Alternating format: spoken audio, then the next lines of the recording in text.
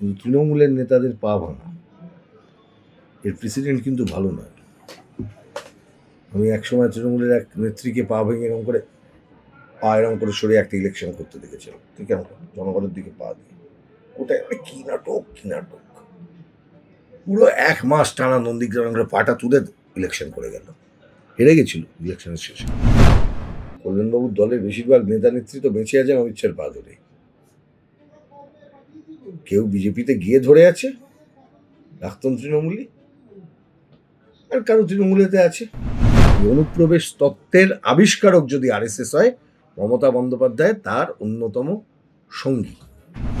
সংবিধানের নামে কিছু সাংবিধানিক ডাকাত ক্ষমতা অর্জন করেছে, মমতা বন্দ্যোপাধ্যায় সেই ডাকাত মন্ত্রিসভার নেতৃত্ব দিচ্ছেন। রাজ্যপালকে এরকম কৃষ্ণের অবতার মনে করে থাকেন, তাহলে he has started to believe that the governor of West Bengal is god. দাদা, একেবারেই এই যে এসআইআর বিতর্ক চলছে রাজনীতিতে আমরা দেখতে পাচ্ছি, এবার এসআইআর নিয়ে যে হুমকি হুঁশিয়ারি চলছে, এর মধ্যে একেবারে অভিষেক ব্যানার্জি ভার্চুয়াল বৈঠক করছেন। স্যার, অভিষেক বন্দ্যোপাধ্যায় একটি রাজনৈতিক দলের নেতা, তিনি মিটিং করবেন। প্রত্যেকটি রাজনৈতিক দলের নেতারা তাদের কর্মীদের নিয়ে মিটিং করতে পারেন, মিটিং করাটা তার অধিকারের মধ্যে পড়ে। এটা খবর হয় কি করে? খবর হয় কি করে? এই আজকে যদি ধরো তালিকা ধরি, ধরো মীনাক্ষী মুখার্জি আজকে 4-5টা মিটিং করেছেন নিশ্চিতভাবে। আজকে শুভঙ্কর সরকার 7-8টা মিটিং হয়তো করেছেন। নওশাদ সিদ্দিকী সেও হয়তো মিটিং করেছে অনেকগুলো। মোহাম্মদ সেলিম তিনিও করেছেন হয়তো মিটিং। অভিষেক বন্দ্যোপাধ্যায় মিটিং করছেন, ভার্চুয়াল মিটিং করছেন, এটাকে খবর করার খুব গুরুত্ব আছে কি? এই প্রশ্নটা আমি তোমাকে করছি, একজন সাংবাদিক হিসেবে তুমি এর উত্তরটা দাও। আর যদি দিতে না পারো, পরের প্রশ্নটাই যাওয়ার দরকার। না বলো, মানে এটাই তো উত্তর হওয়া উচিত। অভিষেকের মিটিং নিয়ে আমার কি যায় আসে? করো, এটাই যাও, কি যায় আসে? মিটিং করেছে। কিন্তু তিনি সেই বৈঠকে একেবারে বলছেন যে এনআরসির জন্য যারা মারা গেছে সেই চিঠি, সেই জন্য তিনি জ্ঞানেশ কুমারের সাথে দেখা করতে যাবেন এবং সেটা রাজনৈতিক কর্মসূচি তিনি করতে পারেন। How does it matter to me or you or to the people of Bengal? তাতে করে কি এসআইআর এর কাজ বন্ধ হয়ে গেল? তাতে করে কি এ কথা সত্য হয়ে গেল যে মমতা বন্দ্যোপাধ্যায় যিনি বলেছিলেন এসআইআর করতে দেব না, আগুন জ্বালিয়ে দেবো, এই করে দেবো, হ্যান কারুঙ্গা ট্যাং কারুঙ্গা টিকটিকি का लैच काटूंगा, কি হলো? कुछ नहीं हुआ। एसआईआर भी हो रहा है, अभिषेक जी का वर्चुअल मीटिंग भी चल रहा है। কি আছে? যে কথার কোনো মূল্য নেই, যে কথার কোনো দাম নেই, সেই কথায় ভার্চুয়ালি হোক আর ফিজিক্যালি হোক, সেই কথাটা কথার কথাই থাকে, বাস্তবায়ন কিছু হয় না। কিন্তু দাদা, এসআইআর বিরোধিতায় মঙ্গলবার মাথুয়াগড় বনগায় জোড়া কর্মসূচি করবেন তৃণমূল নেত্রী মমতা বন্দ্যোপাধ্যায়। তিনি নিজে মিছিল করবেন এসআইআর এর বিরুদ্ধে আবারও। 2003 সাল এত বান্ডিল নিয়ে অনুপ্রবেশ শব্দ লোকসভায় বলে স্পিকারের মুখে ছুড়েছিলেন। সিপিএম পশ্চিমবাংলায় অনুপ্রবেশ করিয়ে ভোট করায় যে ভদ্রমহিলা বলেছিলেন তার নাম ছিল মমতা বন্দ্যোপাধ্যায়। এই অনুপ্রবেশ তত্ত্বের আবিষ্কারক যদি আরএসএস হয়, মমতা বন্দ্যোপাধ্যায় তার অন্যতম সঙ্গী। আজকে মতুয়াগড় নিয়ে কথা বলছেন, আজকে ঠাকুরনগরের মানুষদেরকে নিয়ে বিজেপি যতটা খেলেছে, তৃণমূল ততটা খেলেছে সাধারণ গরিব মানুষকে নিয়ে। একমাত্র দল সিপিআইএম 2012 সালে চিঠি লিখে তৎকালীন প্রধানমন্ত্রী মনমোহন সিংকে আমরা বলেছিলাম, বাংলাদেশ থেকে যারা আসছেন, সংখ্যালঘু মানুষ, হিন্দু মানুষ যারা আসছেন, তাদের বিনা শর্তে নাগরিকত্ব দিতে হবে। আমরা বলেছিলাম, ওরা বলেনি। এখন ন্যাকামো করলে হবে না। কিন্তু মুখ্যমন্ত্রী যে বারংবার এসআইআর নিয়ে পথে নামছেন, একেবারে সংবিধান হাতে তিনি এসআইআর বিরোধিতা করছেন। সংবিধান হাতে নিলেই সংবিধানের হাতে নেওয়ার যোগ্যতা অর্জন করা যায় না।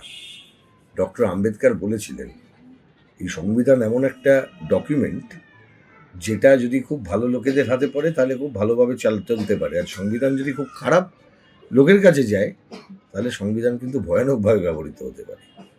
তাহলে কোন হাতে সংবিধান আছে সেটা খুব গুরুত্বপূর্ণ, সংবিধান আছে কি নেই সেটার থেকে। আত্মা মমতা ব্যানার্জি সংবিধান ধ্বংস করতে করতে যার রাজনৈতিক ধর্ম বিকাশ। কিন্তু যখন এই চাকরিহারারা একেবারে পুলিশের লাঠি খাচ্ছে তখন মুখ্যমন্ত্রী কোথায়? তখন সেটাই তো, তাদের ওই জন্য জন্যই তো তো পথে বললাম, নামছেন না। সেই জন্যই তো আমি বললাম সংবিধানের নামে কিছু সাংবিধানিক ডাকাত ক্ষমতা অর্জন করেছে। মমতা বন্দ্যোপাধ্যায় সেই ডাকাত মন্ত্রিসভার নেতৃত্ব দিচ্ছেন। বিএলওরাও আজকে আন্দোলন করছেন। করুন, সঙ্গত দাবি তাদের। রাজ্য সরকার কি করছিল যখন এই ইনফ্রাস্ট্রাকচার করার কথা ছিল? রাজ্য সরকার তখন ব্যস্ত ছিল কোন কোন WBCS দের বাঁচাবো, যারা নির্বাচনী জালিয়াতি করেছিল আগের নির্বাচনে, ভোটার লিস্টে জালিয়াতি করেছিল, সেই লোকগুলোকে বাঁচাবার ধান্দা করছিল পশ্চিমবঙ্গ সরকার। আলোচনা করেননি কেন তখন? সময় নিয়ে, টাইম নিয়ে। পশ্চিমবঙ্গ সরকার বলুন, পরশুদিন তো সুপ্রিম কোর্টে মামলা আছে, আমরাও থাকবো, ওরাও থাকবে, কি বলে দেখি, জানাবো পরশু কি হয়। এখানে ভার্চুয়াল মিটিং, মৃতদেহের তালিকা নেওয়া আর সুপ্রিম কোর্টে হাঁ করে দাঁড়িয়ে থাকা, এর ফারাক আমিও দেখবো, পরশুদিনকে আমরাও দেখবো। একেবারে অন্য প্রসঙ্গে যাব। রাজ্যপাল বনাম কল্যাণ ব্যানার্জি, যে চিত্র আমরা বারংবার দেখতে পাচ্ছি। আলোচনা করে লাভ আছে? কাকে নিয়ে আলোচনা করছো? কাকে নিয়ে আলোচনা করছো? যে মানুষ, তার ওই বক্তব্য কি সকালে বলছে বিকেলে বলছে কোনো মিল নেই। কল্যাণ ব্যানার্জির বক্তব্য সম্পর্কে তার দলের লোকেরাই বলে মাতাল তোমায় জানতে হবে, আগামীকে মানতে হবে। তার বক্তব্য নিয়ে আলোচনা করে আমরা সময় নষ্ট করবো? কৃষ্ণের দশম অবতার রাজ্যপাল। তার মানে ভগবান মনে করছেন রাজ্যপালকে? ভগবান মনে করেছেন কল্যাণবাবু রাজ্যপালকে? স্বাভাবিকভাবে তৃণমূলের সব নেতারা, ছোট থেকে বড়, বিজেপির নেতাদেরকে বা বিজেপির লোকেদেরকে, বিজেপির প্রতিনিধিদের, কেন্দ্রীয় সরকারের প্রতিনিধিদেরকে তারা ভগবান মনে করেন। অন্য কোনো স্বাধীনতা তাদের নেই। মাদা আছেন তো বিজেপির কাছে, RSS এর কাছে। কি বলবেন? এই ধরনের কথা বলতে হবে, প্রাসঙ্গিক থাকতে গেলে বলতে হবে, নইলে তো অপ্রাসঙ্গিক হয়ে যাবে। তিনি তো একজন আইনজীবী, তাতে কি তিনি হয়েছে? রাজ্যপালের বিরুদ্ধে কল্যাণ মামলা করছেন। বন্দ্যোপাধ্যায় তো ওই রকমই আইনজীবী হিসেবে করেছেন। বয়স বাড়ছে, ভুলভাল করছেন। আইন উনি তো জানেন না। অতটা আইন জানেন এরম তো আমি বলতে পারবো না। উনি যথেষ্ট পরিমাণ আইন জানা লোক। বয়সকালের কি বলবো, বুদ্ধিনাশ, কম্পালশন, ভীমরতি শব্দটা নয় ব্যবহার করলামই না আজকে। কিন্তু শুধুমাত্র দাদা একটি উদাহরণই না, সুপ্রিম কোর্টে একেবারে এসএসসির যে রায় ছিল সেখানে লেখা ছিল যে এজ রিল্যাক্সেশন অ্যান্ড আদার্স, সেই জায়গায় তিনি অমৃতা সিনহার বেঞ্চের যে মামলা এসএসসি, সেখানে দাঁড়িয়ে বলছেন যে পিএইচ দাগিত কি হয়েছে, তাই পরীক্ষায় বসতে দিচ্ছি, সেই অর্ডার করে বলে উনি হয়েছে। তো আর বলছেন না, একজন আইনজীবী আইনের কথা বলেন, তিনি তার মক্কেলের কথা বলেন। ওটা নিয়ে কাউকে বলাটা ঠিক না। তিনি রাজনীতির মঞ্চে কি বলছেন সেটা নিয়ে বলি। ওটা নিয়ে কল্যাণ বন্দ্যোপাধ্যায়ের কথা বলবো কেন? কল্যাণ বন্দ্যোপাধ্যায়কে যে তাঁর যিনি মক্কেল, গভর্নমেন্ট, এসএসসি, তাদের কথা তিনি বলেছেন, তাদের নিয়ে বলবো। কল্যাণ বন্দ্যোপাধ্যায়কে নিয়ে বলে কী লাভ আছে? তিনি কোর্টে কি সাবমিট করবেন সেটা তার মক্কেলের উপর নির্ভর করে। মক্কেলগুলো চোর হলে আপনি কী করবেন? ইনস্ট্রাকশন যেখান থেকে আসছে সেখান থেকে ভুলভাল ইনস্ট্রাকশন দিলে উনি কী করবেন? আমি এবার পলিটিক্যাল বক্তব্য নিয়েই বলছি যে উনি যদি রাজ্যপালকে এরকম কৃষ্ণের অবতার মনে করে থাকেন, তাহলে he has started to believe that the governor of West Bengal is god. Amit শাহর পা ধরে রাজ্যপাল হয়েছে। কল্যাণবাবুর দলটা কিভাবে রয়েছে? কল্যাণবাবুর দলের বেশিরভাগ নেতা নেত্রী তো বেঁচে আছেন অমিত শাহর পা ধরে। কেউ বিজেপিতে গিয়ে ধরে আছে, প্রাক্তন তৃণমূলী, আর কারো তৃণমূলেতে আছে। নারদা স্টিং অপারেশনের যাদের টাকা নিতে যাদের দেখা গেছিল, কেউ তোয়ালে মুড়ে সিগারেট খেতে খেতে, কেউ কাগজ মুড়ে, কেউ পকেটে টাকা নিয়ে থ্যাংক ইউ বলতে বলতে, তখন জয়েন্ট পার্লামেন্টারি কমিটি তৈরি করার কথা ছিল। তখন ওখানে দাঁড়িয়ে এথিক্স কমিটি তৈরি করার কথা ছিল। এথিক্স কমিটির চেয়ারম্যান কে ছিলেন? লালকৃষ্ণ আদবানি, মমতার আদবানিজি। এথিক্স কমিটি মিটিংই করেনি। আবার 21 সালে যখন বিধানসভা ভোট হয়ে গেল, একদিন সকাল সকাল দেখলাম ওই 5টা-6টা মন্ত্রীকে তুলে আনলো, একদিনের জন্য তারা একদিন দুদিন সব ছিল, সব পিজিতে গিয়ে বসে রইল। মনে পড়ছে সেই রাত্রিটা? সকালবেলা তুলে নিয়ে গেল, বিকেলবেলা সব পাশাপাশি বেডে সব শুয়ে আছে। Bunch of jokers, belongs to Trinamool Congress. একটা শব্দ শুনতাম আমরা ছোটবেলায়, কি শুনতাম বলো দেখিনি? একটা শব্দ শুনতাম, সেটা হচ্ছে কুলাঙ্গার। বাংলার রাজনীতির কুলাঙ্গারদের জন্ম দেয়া দলটার নাম তৃণমূল কংগ্রেস। তুমি ভাবো, সকালবেলা 5টা-6টা মন্ত্রী এমপি তাদেরকে তুলে নিয়ে গেল, সব বিকেলবেলা গিয়ে পাশাপাশি বেডে সব শুয়ে আছে। এই জোকার বলবে না? মমতা মাঝখানে গেছিল ওখানে নিজাম প্যালেসে গিয়ে, হ্যান কারুঙ্গা ত্যান কারুঙ্গা ভাঙচুর কার দুঙ্গা, কিছুই হলো না। তখন আবার লকডাউন চলছে। সেটিং বুঝতে পারছো না? কোথায় সেটিং? শুভেন্দু অধিকারী যতদিন তৃণমূলে ছিল, ওই ভিডিওটা বাস্তব, কাগজে মুড়ে টাকা দিচ্ছে। সেদিন বিজেপি গেল, ওই ভিডিওটা আর পাওয়া যায় না। তাই জন্য আমি বললাম, কল্যাণ বন্দ্যোপাধ্যায়ের দলের কেউ বিজেপিতে গিয়ে অমিত শাহর পা ধরে বেঁচে আছে, কল্যাণ বন্দ্যোপাধ্যায়ের দলের কেউ তৃণমূলের থেকে অমিত শাহর পা ধরে বেঁচে আছে। কিন্তু কুণাল ঘোষ তো বারংবার বলেন যে বিজেপি এবং বামের জোট রয়েছে, আপনারা আবার বলছেন আর তৃণমূল- কোথায় যাবো? কুমার ঘোষের কথা কেন আমি গুরুত্ব দেবো বলো তো? তৃণমূল উনি বড্ড মুখপাত্র বেশি কথা তিনি। বলেন, অত কথার উত্তর দিতে গেলে সমস্যা। তৃণমূল মুখপাত্র তিনি। তাহলে কি হয়েছে? তৃণমূল দলে তো একটাই মুখ, আবার অত পাত্রের দরকার কোথায়? আমি কুণাল ঘোষের বক্তব্য শুনবো কেন?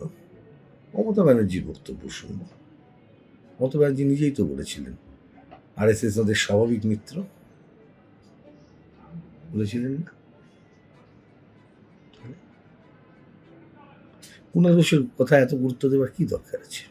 কুণাল ঘোষের পা ভেঙে গেছে, তাই কি করে জানলে? বিভিন্ন মিডিয়ায় খবর হচ্ছে। কি উনি পা ভেঙেছে? হ্যাঁ, কাল মঙ্গলবারই একবার অস্ত্রোপচার। আমি ওনার সুস্থতা কামনা করি, দ্রুত আরোগ্য কামনা করি, কিন্তু হ্যাঁ, আমি দ্রুত আরোগ্য কামনা করছি, কিন্তু তৃণমূলের নেতাদের পা ভাঙা, এর প্রেসিডেন্ট কিন্তু ভালো না। আমি একসময় তৃণমূলের এক নেত্রীকে পা ভেঙে এরকম করে পা এরকম করে সরে একটা ইলেকশন করতে দেখেছিলাম, ঠিক কেমন জনগণের দিকে পা দিয়ে। ওটা একটা কি নাটক, কি নাটক!